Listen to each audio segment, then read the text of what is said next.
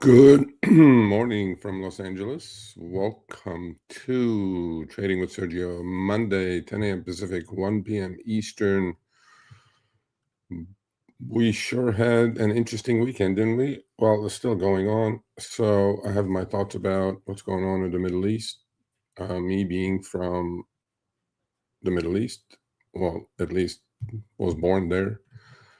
Um, I'll have my 2 cents worth in what's going on. Um, so let me post actually the link if anybody wants to come on. I'd be glad to host you. But all right, good morning.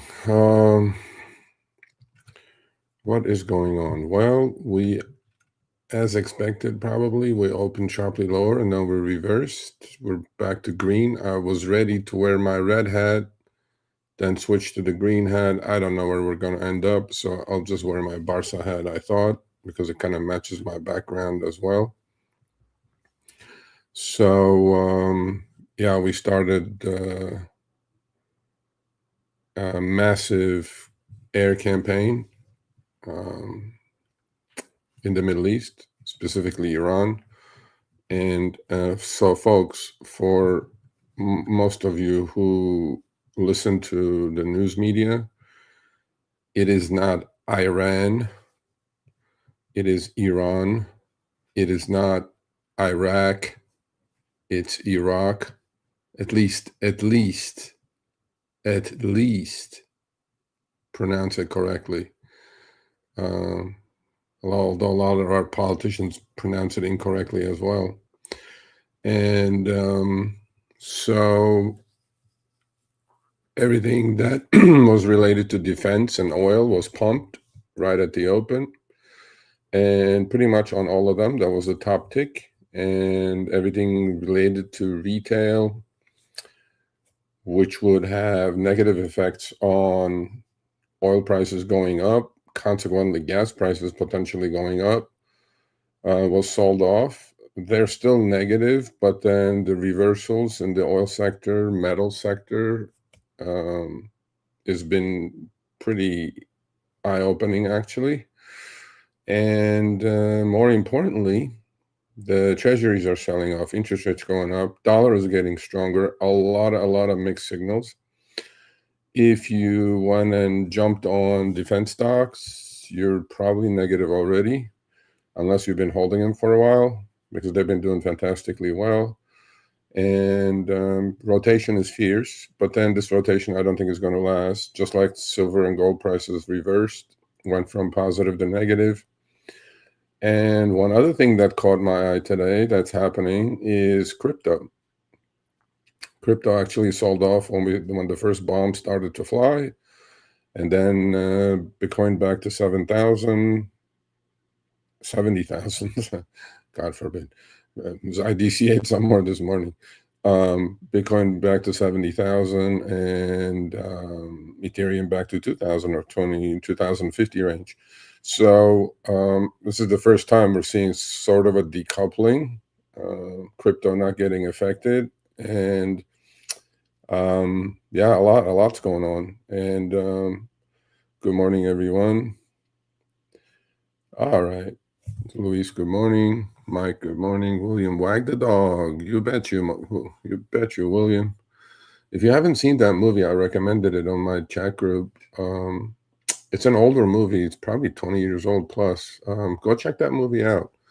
Wag the Dog. It's a really interesting movie. It's pretty accurate for what's going on right now in this day and age. So yeah, well, that was from That's a good point. That's a good point. We don't know where we're going to close, but the opening was certainly bloody. And then when I set up the live stream last night, I was like, okay, it's going to be a bloody Monday, and sure enough, things are reversing. Yeah, but exactly. It's Qatar, not Qatar. I mean, look, I do understand Americans pronouncing Iran because that I, right? Okay. But truthfully, it's Iran, and truthfully, it's Iraq. That's the way you should pronounce it, you know? I mean, you can't mess up the United States that much. But I don't blame the Americans. I don't think they have a clue. Actually, until George Bush Jr. went into Iraq, right, during Desert Storm, nobody even knew where these countries were, right? Look where we are now. Now we're just kind of glued to our news feeds, specifically on X, and you know, people are just glued, posting stuff right and left. And you know, having been born in, see, again, I was born in a country called Turkey. It's not Turkey, right? Not like the 20-pound turkey that we cook at Thanksgiving. It's Turkey. It's not Turkey. Although that's fine. You can still say Turkey, Republic of Turkey anyway. So I was born there. I know the Middle East really, really well, although I came here to go to college and stayed in the US legally. Became an American citizen, and I'm blessed to be in this country. And to be perfectly honest, this probably is the right time to take my hat off to our military. You got to respect the military. They go do the dirty work so we can do this, right? I mean, I respect it. I mean, I know a lot of people have different thoughts about it and opinions about this, what's going on specifically over the weekend. The bottom line is, does might make it right? So this is the political or politics or geopolitics part of the show. My opinion, you know, hopefully I don't get canceled. Again, as I said, I'm blessed to be in this country, blessed to be protected by the U.S. military, who risk their lives so we can have our freedoms, specifically the freedom of speech. And I'm not going to get into what's going on, you know, with the demonstrations, anti-war demonstrations. These people are fools, okay? But then whatever it is, that's not the point. So having been born in Turkey and having left the country when I was 13, 14 to go to high school in Germany, and then after graduating, coming here to go to college and going to Wall Street, right? It's been a whirlwind. But here's the thing. U.S. foreign policy in general over the last decades, this has nothing to do with Trump or Obama or Clinton or Carter, but let's go back to President Carter's days. All this started in those days. If you got to study history. How did this all start? Well, the American embassy was attacked and taken over. And at the time, Iran was ruled by a gentleman named Reza Pahlavi, the Shah of Iran, whose son actually now is in exile in France. And I'm hoping that we do not put him in charge, or if that's our goal, to regime change, I don't think we should do that. I think we should allow the people of Iran to decide who their leader should be. But then again, you know, geopolitics and politics. So Reza Pahlavi ran Iran with an iron fist. And then the mullahs, first of all, Iran is a 100% Muslim country. And if you do understand the religion of Muslim, there are two factors in it, right? There are Shias and there are Sunnis. So where I was born, Turkey is 99% Sunni. And where I'm born, where Iran is 99% Shia. And so the point I'm trying to make is, you have to understand the religion. You have to understand how many sects of religions there are, how many different people live in Iran. Iran is a big country. Iran is a country of 90+ million people. And I certainly do believe 95+% of Iranians are just like the US folks, US citizens. What I mean by that is all they want to do is go to work, go to school, raise family, put food on the table, live a peaceful life. Unfortunately, during the President Carter's administration, people had enough of the Shah, who was basically, truthfully, like Putin now in Russia. He had his people. All those people got rich, and they sucked the oil revenue out of the country, just like happened in Venezuela, right? Just like happens in Russia, all the oligarchs coming around. So the mullahs, since it's a Shia country, mostly 99% Shia country, Shia Muslims are a little bit more religious than the Sunnis, but Muslim is Muslim.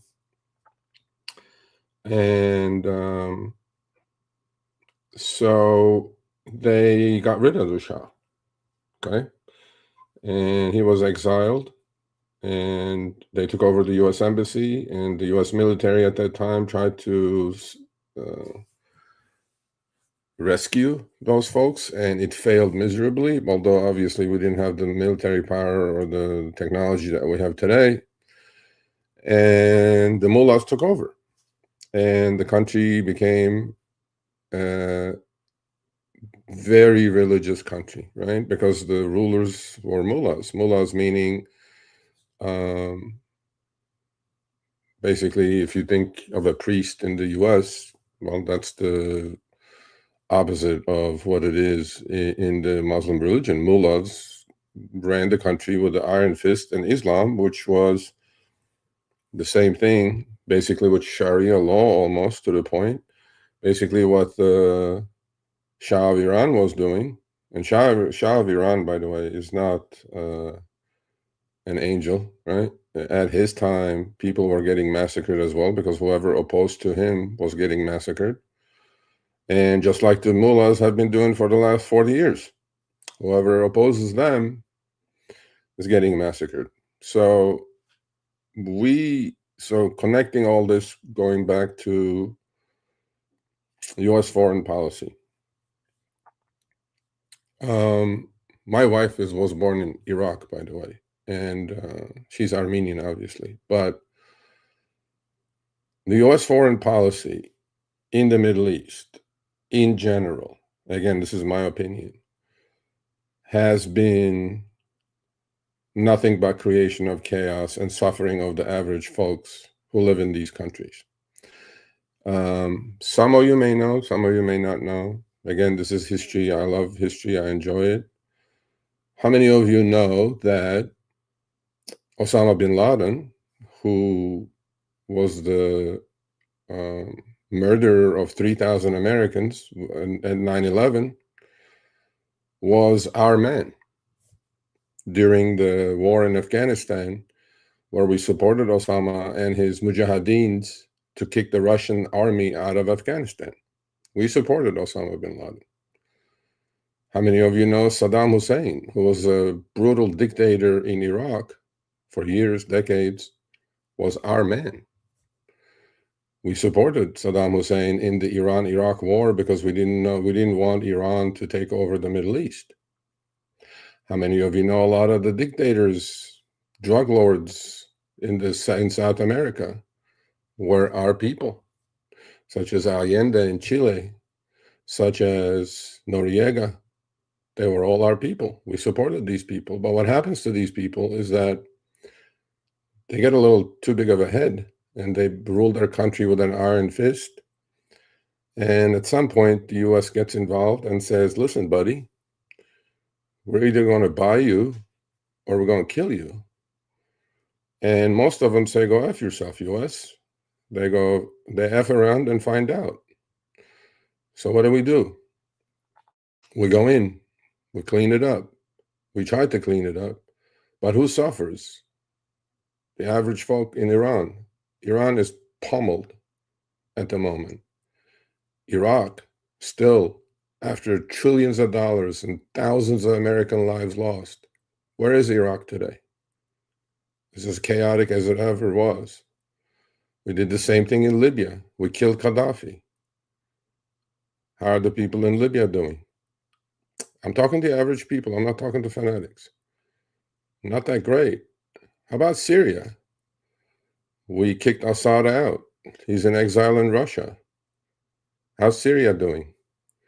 Is it a peaceful country? Are we supposed to go introduce democracy to these folks who are used to living under a dictator? No.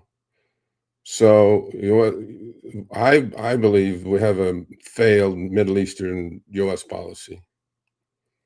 We go create chaos, and I'm not saying what we're doing is not right, but I don't think we have a plan though.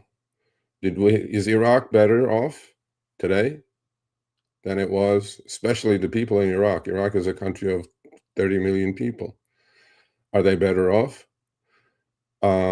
We call them, we're giving them freedom, we're giving them democracy. Okay. But they don't have the infrastructure to support a democracy. They don't have what we have. They don't have the amendments, and they don't even have law in those countries.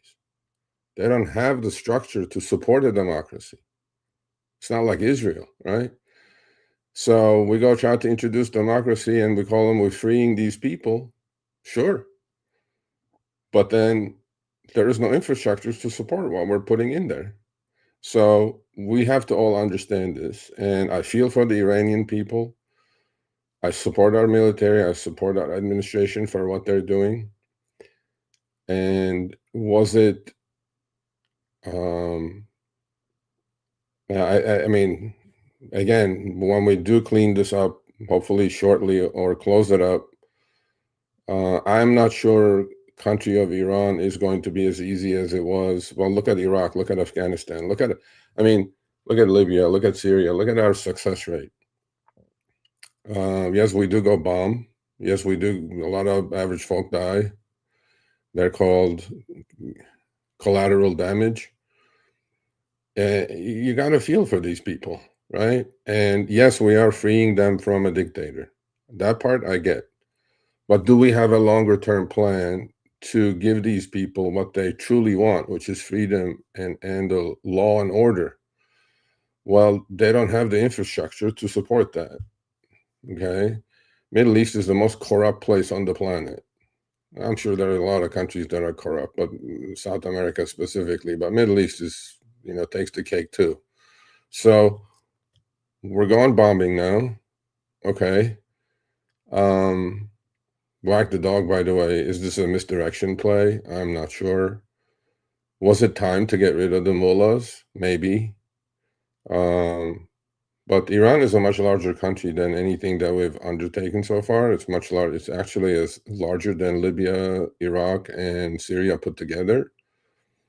So this is it. That's what we do. We just go in, and when these people turn against us, who we supported, right? Like Osama and Saddam Hussein and the dictators and Assad and Gaddafi, we go kill them.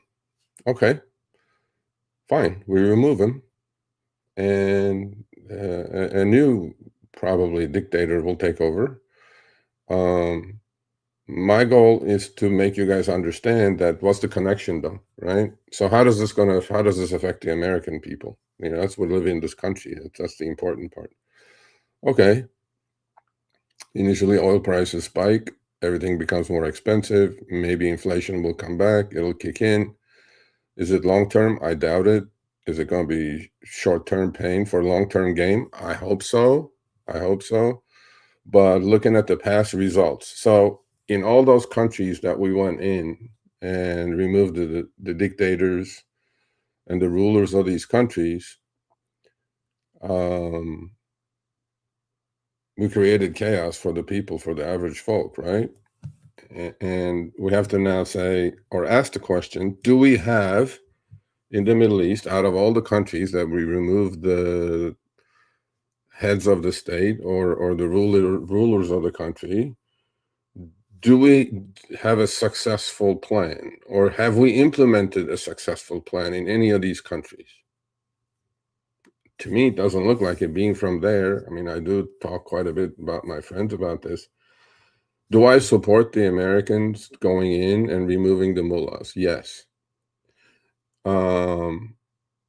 Because that is not a way to live for 88 to 95 million people. But what's going to happen, right? What is going to happen? What is the plan? Is our plan regime change? Because we're calling it a regime change. Okay, well, we probably have somebody in mind. And again, I'm hoping that it's not the old Shah's son who's in exile in France. Hopefully they'll hold elections in Iran, proper elections in Iran. They tried in Iraq, it didn't kind of work out. I mean, look what's happening in Afghanistan, right? We spent trillions of dollars and came out during Biden's time, which was wrong. And who's in charge in Afghanistan? The Taliban. We killed ISIS, who's kind of in charge in Syria now. Well, an ISIS type is. So I'm going like, we're doing this. I'm all for freedom. I'm all for introducing freedom to the Middle East. I'm all for democracy. But if you don't have the infrastructure, like it's building 1,000 homes and you don't have the plumbing done yet, or you don't have the sewage taken care of, or the electricity, it's not going to last, right? Going and flattening the country is easy. I mean, you just drop bomb after bomb after bomb. Okay, we kill all these people. Okay, well, are we going for the lesser of the two evils? Because in Iran, the Shah was evil, mullahs were evil. Who's the next guy now? So we don't have a good track record in the Middle East of removing dictators and leaders of these countries and what happens to the country. Because once you go in, it hits the news, right? It's all over the news, obviously. And then there's no follow-up. Like, have you ever seen a follow-up of how's Iraq doing? How are the people of Iraq doing after all the years of war and basically flattening the country? And how's Afghanistan doing? How's Libya doing? How's Syria doing? And now we're going to find out how Iran does. You know, nobody goes in and follows up and says, well, this is what we did. This is why we did it. Okay. I mean, you can come up with your own conclusions of why we're doing what we're doing in Iran at the moment. But how are the average folks doing, right? Because if we're removing the leadership, there's going to be a vacuum, obviously, until somebody, comes up. We did the same thing, right? In Venezuela, we just overnight, we went and took the guy from his bed and put him in jail in New York. How's Venezuelans doing? It seems like there is one a month now, right? So Maduro was the January flavor. It looks like the Mexican cartel boss was the February flavor. It looks like Khamenei in Iran is the March flavor. And who's next? Cuba? So my thing is, freedom is great, but then there should be, it shouldn't come at the cost of the average folks of these countries. Because again, I close it with, they're just like us. They want to have a family. They want to feed their kids. They want to go to work. That's all they want to do, just like the 95% of Americans. So we'll see. We'll see. All right. So that was my Middle Eastern geopolitics segment of the show. I'll probably do a video about this myself, because I do understand it. All right. Good morning, everyone. Traveler William, commodities got hit hard. Yeah, I expected that. Actually, I put it in my chat. Somebody said gold and silver are going to zoom. I probably not. I think they'll probably reverse.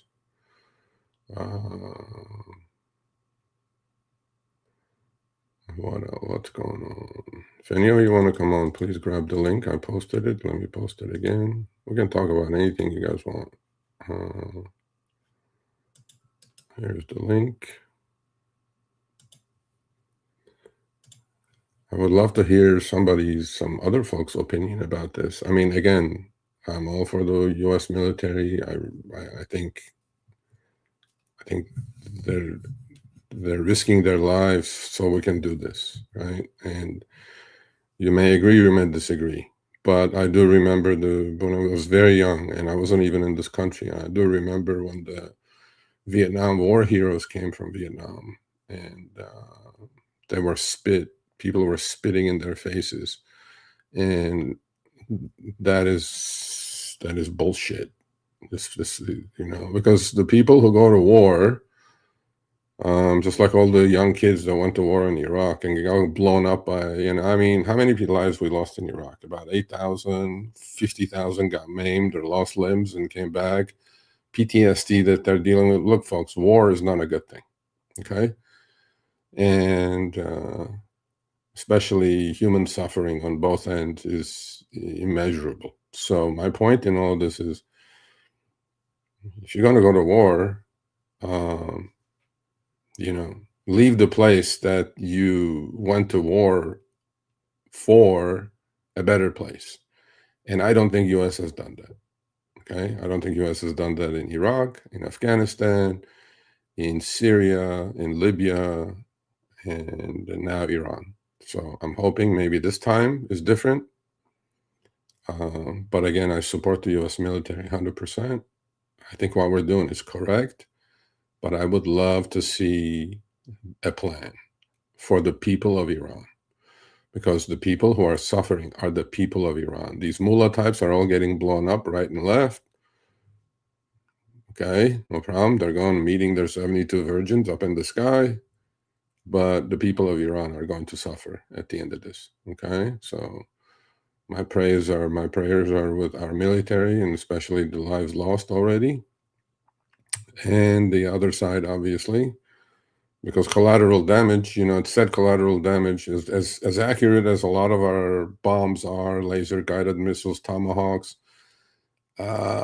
These are massive munitions, and when they do explode, there's going to be collateral damage, right? As strategic or as surgical as they may be, people are dying. So, all right.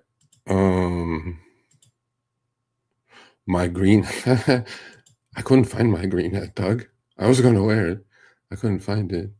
Hopefully I'll find it. Hopefully I'll find it. I like this one. Yeah. Yeah, this is more like, why can't we all get along, right? We can't, because might makes right. Yes, I agree with that.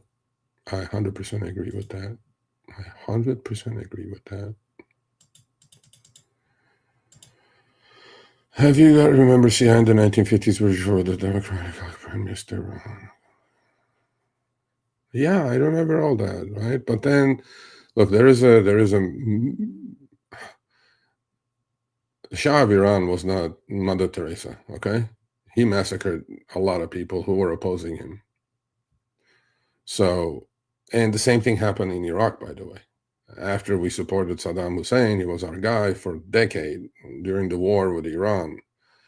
And that's when my wife's family left Iraq, actually, because they had a younger brother and my brother-in-law who could have been taken into the military because they were running out of people. There were so many people dead in the Iran-Iraq war. And, we go into these countries without, I don't know, I mean, these are incredibly smart people, obviously, but, like we went to Iraq. There's Sunnis in Iraq, there's Shias in Iraq, there's Kurds in Iraq, there's Azeris in Iraq, and there's millions of people, different types of people. And you just can't go do what you're doing. I mean, you did, obviously, but then after trillions of dollars, all Americans' lives lost, all these poor kids coming back without legs and arms, PTSD the rest of their lives. Was it worth it? Because we did wag the dog and we said Iraq has WMDs. Bro, they're 9,000 miles away. If they had WMDs, they would have used it already. I never believed that. So, but then we go do the military complex. It's very strong in this country. We got to use those weapons that we're spending 700-800 billion a year for. And I'm hoping it's not just that. I'm hoping it's just not that. I'm hoping that the people of these countries are better off than they were before we went and cleaned this mess, cleaned it up, or me removed the leaders anyway. Yeah. So the president is bragging about, but Syria's president.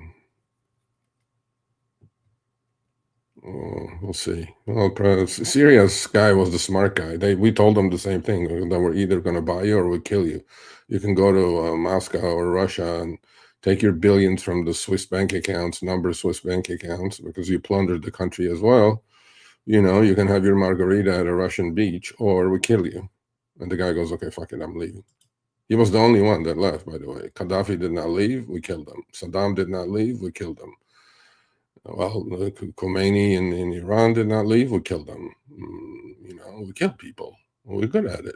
And they should. They're horrible people. They should fucking die. I just worry about the people of the country, that's all.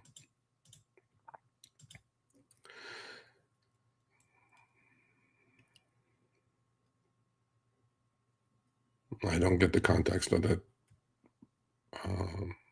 comment. You have to stand in the history?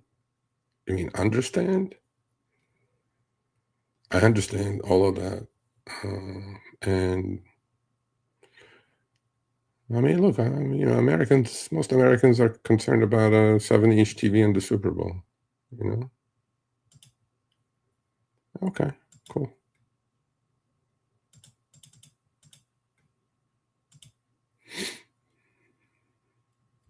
I'm here through the grapevines that the spaces by sources that Turkey is next. Nope, that's never going to happen. Turkey's our ally. All the planes are flying over Turkey, actually. Actually, there's a huge American base called Incirlik base. I've been there in the southern part of Turkey. So if you guys don't understand this stuff, please don't put some stupid comments up there. You're not hearing anything. You don't know anything that we don't know. But, I mean, with all due respect, Turkey is not next now. Yeah, I mean, look, it's just, you know, we have a foreign policy, and under different administrations, there's different foreign policy, but the foreign policy should be protection of Americans all over the place, number one. But, you know, misdirection, like during the Iraq War, before we went into Iraq with 500,000 troops and all the power that we had, and then we left, and we left the country in horrible shape, number one. We didn't get the oil that we wanted. I mean, what are we doing all this for? What are we doing all this for, right?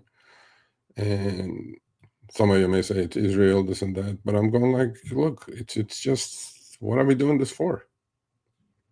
Right? You can have your opinions about it. Nobody understands it, honestly. I mean, I try to put the tea leaves together and understand it.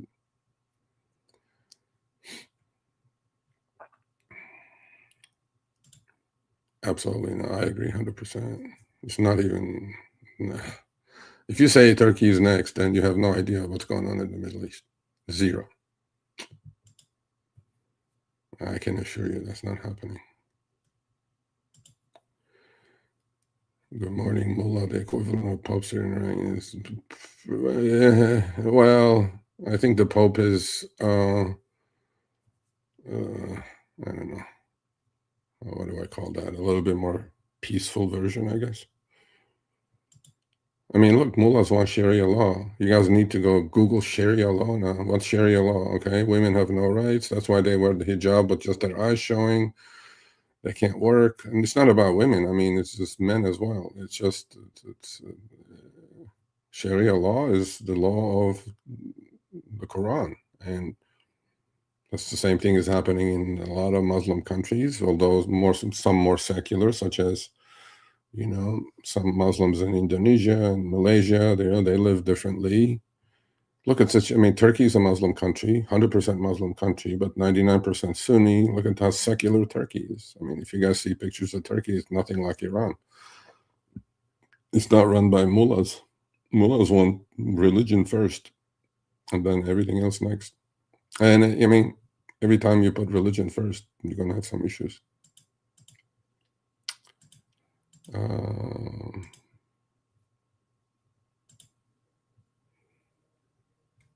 No, actually, Saddam was our guy. We supported him militarily in the 10 years of Iraq-Iran war because we didn't want Iran. And just like Osama bin Laden was our guy, we supported him with all the weapons and technology.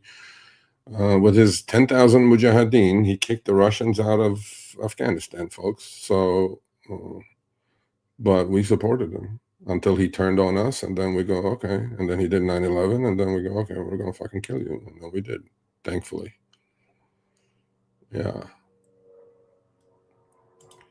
What is the live about? Live is about finance and stocks, but then we're talking a little bit about geopolitics because I think it's current news. But then I'll get there in a minute, though. I appreciate it. I appreciate your patience.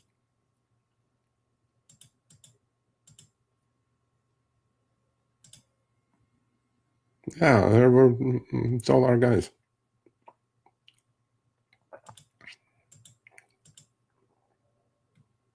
That's an interesting comment right there.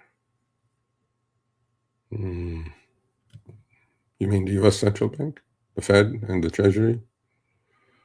Oh, we're just going testing these weapons. I mean, some of these weapons are ridiculous, right? I'm like, no chance. Iranian army has no chance, or Navy, or Air Force. Probably a dictator that we replace is better than the democracy that we're instituting. It sucks for the people, yeah, because look, these people are not used to democracy, right? I mean, they're used to dictators of 1,000 years. They're used to be ruled by an iron fist. Is it the right thing? Of course not. But when we do remove them and introduce democracy, and then you don't have the infrastructures to support a fledgling democracy, it's going to fail. Bad guys are going to take over again. That's what's happened in all those countries, right? So, please, yeah, that would be yeah, obviously it's going to be our guy, you know, but hopefully it's not the Shah type who's going to literally did what the mullahs are doing the other way, right? Just plundered the country, took all the oil revenue, billionaires got created, all his, you know, group. That's the history, folks. Believe it or not, that's what happened before the mullahs took over. Before the, you know, he wasn't a good guy, trust me. Anyway, does it look like he was done? No. That's true, actually. I agree with that. Yeah. And I didn't say Israel was a democracy, but it's like Turkey is supposedly democratic as well, but it's not really. I mean, you know, that's a different story.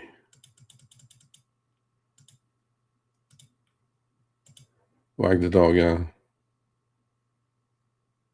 Well, now you're talking about Trump and politics, so I'm not going to listen to that.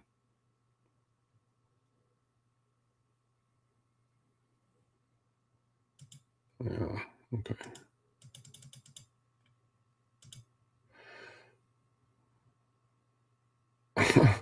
I'm going to keep pushing on YouTube on 60 Minutes that France wants Barack Obama.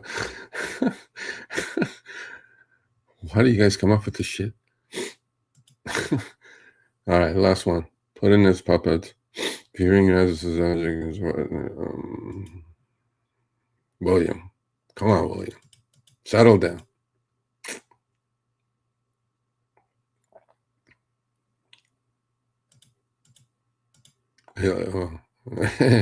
President Massoud, he'll be dead next.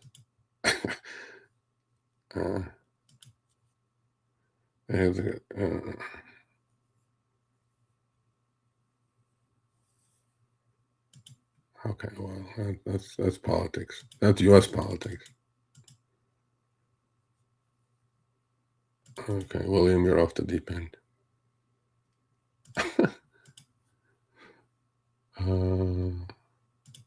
What about Putin? What about it? What about Putin? People see, that's the best comment you put so far. Okay, can we do compromise with people that have different cultural, religious backgrounds and ways of life? Yes, that we should do. But then we can't, because policy and politics in the U.S. is so polarized right now, and it's been going that direction, and I don't see anything like that happening for a while. Because look, the right is as fucking dumb as the left. I think the left is a little dumber. I mean, I don't know. I don't want to get into the U.S. politics thing, but I mean, the left is out of control completely. I'm a libertarian. I really don't care. You know, I just want the government out of my life. That's all I want. But yeah, it's a little too much. What's going on in this country? So, but that's different days, different story. All right, welcome to Trading with Sergio. We're done with politics and geopolitics. So, gold rally reversed, silver rally reversed, oil still kind of hanging in there. Everything related to defense skyrocketed in the morning, and the opening tick was the top tick. Everything sold off. Lockheed Martin. There was one stock that I watched called AeroVironment. Holy crap! It opened at 300. It's at 200. I mean, stuff is all over the place. I haven't even looked at what's going on. Market opened sharply red, reverse now. I don't know if it's still green. We're going to look at it together. Crypto was red, turned green, mixed signals all over the place. And luckily, I'm not one of those types on X that goes like, oh, market goes down, I have puts. Market goes up, I have calls. I'm like, no. I cut exposure on Friday, long exposure, and I had some put debit spreads going into today. I sold some in the morning, then I sold some looking at it. I go, well, they're going to turn this thing green because there's way too much buying pressure. So I sold those. Very little long exposure. I'm just waiting for the dust to settle. A lot of hotel stocks, airline stocks, auto stocks, anything to do with oil, specifically, obviously, gasoline prices going up. Consumer related stocks are all getting sold off at the moment, but then it seems like rotation is now happening every 6 hours as opposed to every 6 days. So we just got to follow it, go with the trend. Don't go against the trend. If you go against the trend and try to catch a falling knife, you're going to get hurt. But that's what I've been saying for all year on YouTube now. And so what do? Let's do some charts and go have a cup of coffee. So hopefully you guys can see this. All right. Well, actually, I want to put myself in the little window down here. How about that? Here we go. I just discovered that. It's crazy. Ooh. Actually, in my Robinhood account, I have some options I want to sell. Hold on a second, folks. Hold on a second. Hold on a second, folks. Hold on. Apologies. Where are they? Ooh, I think we're going to do it. Come on, man. Trade, sell, 10. Sell 10 at 65 cents. Can we?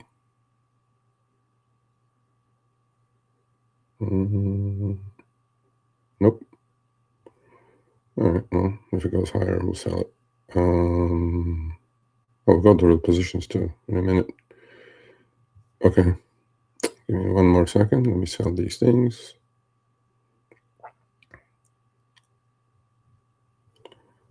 .75. Okay. Alrighty. Looks good. All right. What's going on today? All right. S&P 500, as you guys know, gap down. And let's go to the big charts. I'll post my positions. I don't have too many. I'll post my positions every Monday, Wednesday, Friday. On the community page of the YouTube channel. If you're interested, this is not trading, financial, or investing advice. It's information and entertainment only. I have to say that. What I do is very risky. Don't follow me. Do your own due diligence. These are the positions, small positions, really. I added a couple. I took the put debit spreads off. Honestly, not much going on. Just I'm actually long 2x ETF, short, well, inverse ETF of silver, which is ZSL with a covered strangle.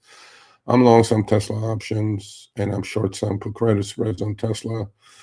I'm about 80% cash, waiting for the dust to settle to deploy. And I'm long BMNU, which is the choice ETF of BMNR. Let's go look at charts. All right, so here we go. This is SPY. This is the daily chart. We're stuck in this trading range. Today we tested the lower end of the band, not the Bollinger Band, but we did that as well. So we're stuck between 675 and 697, or 671 and 697, to be perfectly honest. Right here, this is the tightest range we've had going back 3 years in the Bollinger Bands. If you do understand technicals, chopsticks, and Bollinger Bands, well, when they the move one way or the other is going to be epic. When I say epic, it'll be a quick 5-7% move either direction probably. But at the moment, there is indecision, and market's been dead sideways for 2 months. In fact, market's selling at the exact same price as it was selling in October of last year. So why is that happening? Because MAX 7 has stalled. If the MAX 7 doesn't move, SPY is not going to move, although what's holding SPY up, because a lot of the MAX 7, which I call the generals, they're getting shot. The soldiers are keeping the indexes up. Soldiers meaning the rest 490 stocks in the S&P 500. Metal stocks are doing well. Consumer cyclicals are doing well. Industrials are doing well. Base metals are doing well. So those are keeping the indexes up. And we're going to find out. We're going to find out how this is all going to end, because this will not go sideways the rest of the year, I can assure you. That's why people, a lot of traders are having a difficult time the first 2 months. They're just getting chopped up. Although, under the surface, a lot of things are moving 50, 60, 70%. And if they're moving against you, God help you. They may or may not come back, but I'm not going to catch falling knives. So I'm just keeping my powder dry and waiting. I trade what the market gives me. I'm not going to argue with the market. That's about it. So that's SPY. This is triple Q, same thing, kind of sideways, a little bit weaker because of the MAX 7. Apple, just in a trading range. Amazon, same thing. Actually, technically, they're just kind of broken down. Amazon and Microsoft, specifically in the MAX 7. Google is the best looking one at the moment. And Meta, same thing, just in trading range. I mean, Meta is selling at the same price it was selling at last May. Amazon is selling at the same price as it was selling, again, last May. Microsoft lower. Actually, Microsoft is almost at the April lows. NVIDIA reversed today from the 200 EMA. We'll see how long that lasts. Earnings obviously came out last Wednesday, and stocks sold off literally 20 points, 25 points. Massive selling, massive distribution going on, and today's volume is anemic. So the other thing I'm seeing on the SPX and SPY is that every day, red volume bar is a lot higher than every green bar. So meaning there's definitely distribution going on. And once this sideways thing is resolved, it's going to be a pretty quick, probably move up or down. I don't know which way, but I'm not dumb enough to guess it. I'm just going to wait until the market shows me the way, and then we'll press. So that's what we're doing. Yeah, I don't have too many positions. I have some stocks that I'm looking to sell put credit spreads on. So the rotation that's going on today, like for example, a lot of the airlines, right? They're selling off, but I should have bought some love this morning. Southwest Airlines, Delta Airlines, retesting their 200 EMA. They're already bounced massively. United Airlines, a lot of cruise stocks are getting hurt, right? Because anything that has to do with the retail basically is getting hurt. American Eagle Outfitters, selling off a little bit, because oil prices going higher may mean higher inflation, may mean higher gas prices, may mean consumer spending comes back to earth or slows down a little bit, but then that will affect the general market conditions too. So TLT, which is the 10 inverse ETF of a 20-year bond, interest rates are going up a little bit today. The dollar index is also moving higher today, as you guys can see. This is 1 year, 1 day charts, folks, by the way. And what else is going on? Silver, big reversal on silver, or it was anyway. Where is it now? 80.29. Yeah. So this is SLV, the iShares Silver Trust. the largest one out there. We came up to the upper Bollinger Band. We came into a little bit of resistance. We're selling off. So we'll see. I think it's just going to go sideways in a wide trading range, SLV especially, between 65 and 85, or 65 and 82, let's say. That's a pretty wide range. Gold still up a little bit, but not as much as before. It was up over $100. Now it's up just a little bit. Gold looks stronger than silver, but then I think that's coming into resistance as well. A lot of gold stocks, silver stocks, just reversing today, such as Hecla and Pan American Silver and Majestic Silver and NUGT, which is the Direction, the daily gold miners 2x ETF that retested the high, just turned red. Again, a lot of mixed stuff going on, but more importantly, in all of this, crypto survived. It looks like this is IBIT. It's into resistance now, middle Bollinger Band and 20 EMA.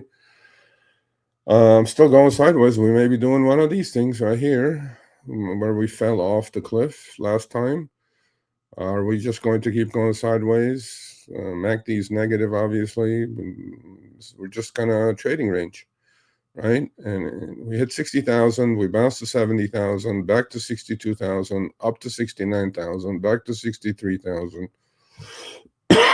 So, you know, crypto can make up its mind. At least it's not down for the people who hold crypto, or some of these DATs, digital asset treasury companies like BMNR.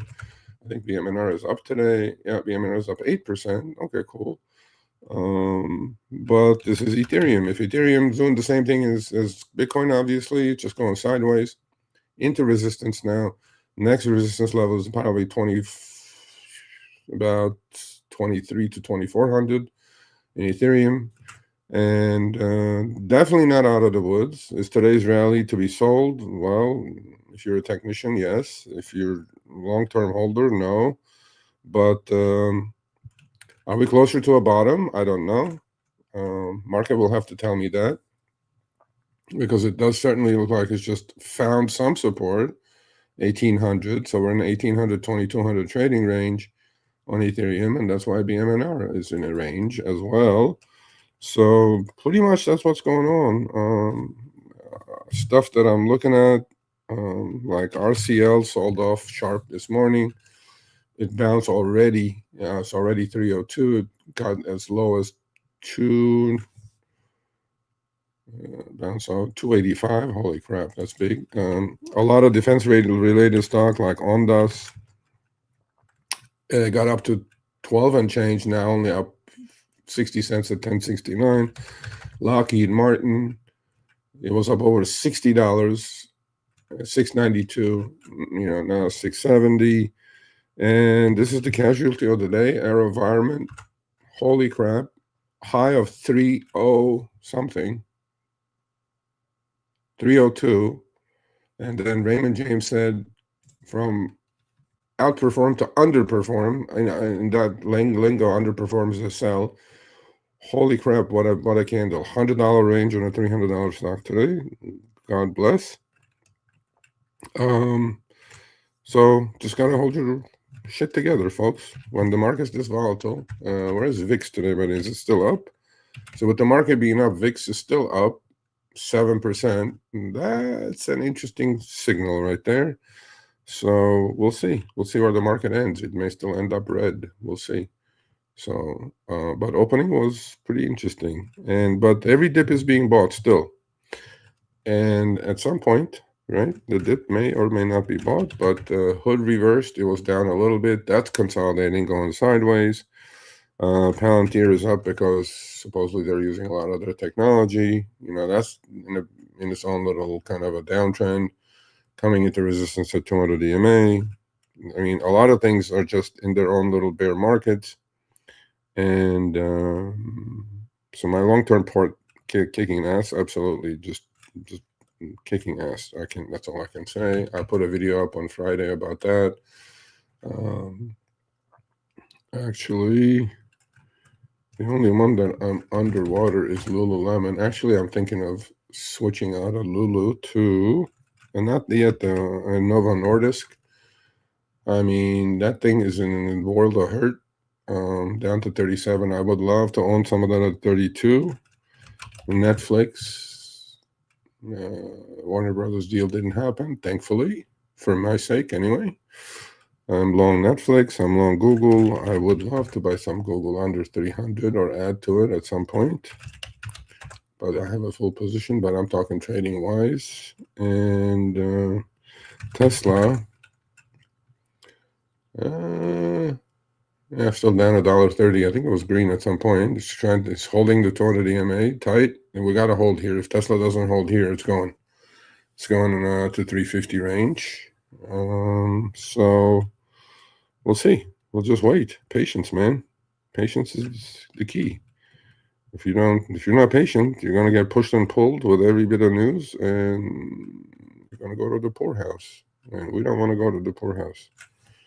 We want to go where Shaw's money's at, Swiss bank accounts. Anyway, so that's where we are, folks. I'm not really doing much. I'm just watching.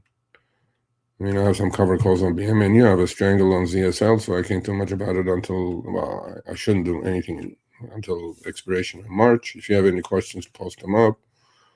AD&T is the only position that's a little bit underwater. I added today. I don't know if I did the right thing or not, but the market will tell me soon if I did the right thing or not. I do like that chart. Pulling back into support at 50 MA after fantastic earnings. We'll see. We'll see if we find support. I think we will. What am I looking to do? What other stocks am I looking at? A bunch of them. Bunch of them in my AA.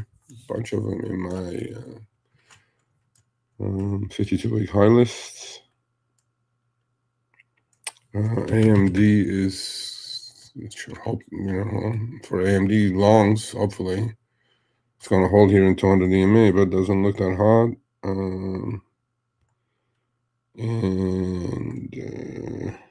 Let's see. Lear, I'm waiting for the 200.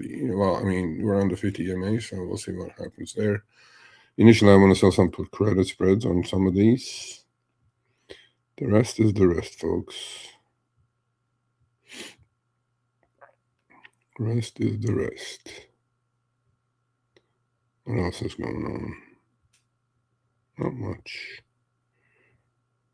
Not much. Anyway, so I'm going to go to the front to answer some more questions, and then hopefully end the live. I'll be back on Wednesday, trading with Sergio, on Fridays.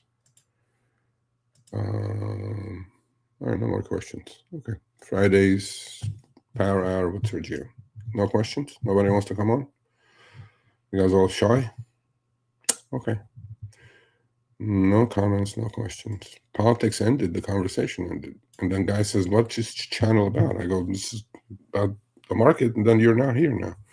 Anyway, I wish you all a good trading day. Let's see if the end of the day is a red hat or a green hat. I will find my green hat, Doug. We will have green one of these days. We're green at the moment. We'll see what happens. And yeah, keep your powder dry, folks. Patience, 3 Ps, patience, position size, and planning. If you don't have any of those, please don't be trading because you will blow an account without a question. Please don't listen to anybody on X, anybody, because they're fools, number one, because they're all disappeared now. Oh, sell put, sell calls. I'm like, okay, cool. And what else? Oh, today I have my article on my newsletter is about, is war in the Middle East good or bad for your portfolio? You should go check it out. It's a free newsletter. Please go sign up. It's at sergio@sergioavadian.com. It's a free newsletter. It comes out every Monday. There are some great articles in there because my goal going forward is financial freedom through financial literacy, and help me achieve that. So I appreciate the support. Give me a thumbs up if you like this, and spread the news that there's a guy with 30 years experience passing it on, or passing it forward, or paying it forward. That's all I want to do. I want to put correct information out there. because there's a lot of fools out there who just kind of are misdirecting people or guiding people incorrectly, because everything that you do in the markets has risk. And these people make it sound like it's a no-brainer, it's no risk. Well, go tell that to the person that hold HIMS from $70 a share. So with that said, may all your longs skyrocket, may all your shorts tank. Love all of you. Hats off to the U.S. military. Thank you for doing what you're doing. Thank you for allowing us to do what we do in this country. And my prayers for the Iranian people in general. Hope and pray that this is over soon for you all, and you can go back to your lives, and you have freedoms that you can enjoy like we do in this country. And hopefully the powers to be do the right thing for you. And that's about it. So I will see you guys on Wednesday, 10 a.m. Pacific, 1 p.m. Eastern. Have a great rest of your day.